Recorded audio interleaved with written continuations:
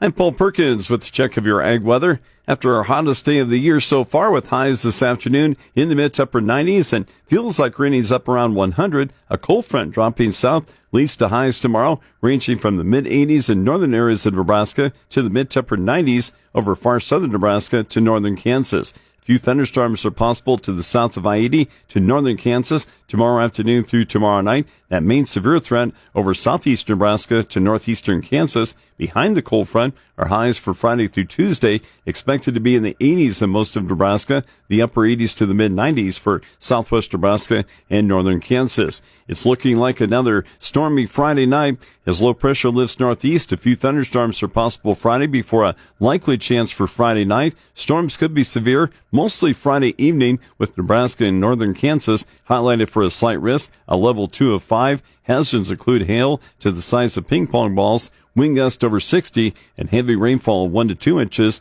Off and on thunderstorm chances continue on into Tuesday. It continues to feel like summer in our long-term forecast. Warmer than normal temperatures remain likely from Monday through June 25th for Nebraska and Kansas, along with the central and eastern U.S. Nebraska and Kansas rainfall the early half of next week predicted to be slightly above normal before an outlook of near normal to slightly below normal rainfall the late half of next week through June 25th. Key weather factors driving the markets include a changing pattern to hot and still active weather this weekend in the U.S., parts of Europe staying too wet, and limited relief for the Black Sea region.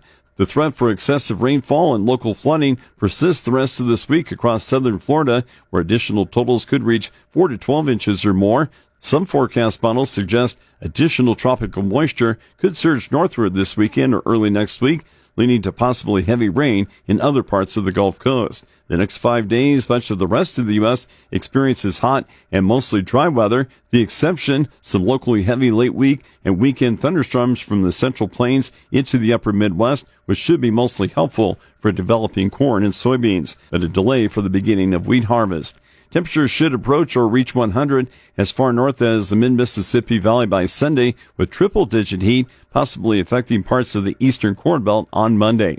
Brazil is dry with above normal temperatures the next few days before rain moves in this weekend into next week, which favors immature second crop corn in northern areas.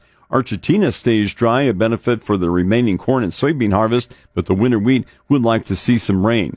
Across Central and Eastern Europe, rain today and tomorrow is bringing short-lived relief to the heat before a return to heat over the weekend. Friday, northwestern Europe expects more unfavorable rain in the UK, France, and parts of Germany, areas that have not had many breaks from wet weather that's slowing the crop development. Towards the Black Sea region, meaningful rainfall moves into eastern Ukraine and southwestern Russia this weekend through early next week, a benefit to wheat in the heading stage and developing corn. Time, though, is running out to benefit the wheat since hot and mostly dry weather in eastern Ukraine and southwest Russia has been damaging. With the check of your ag weather, I'm Paul Perkins.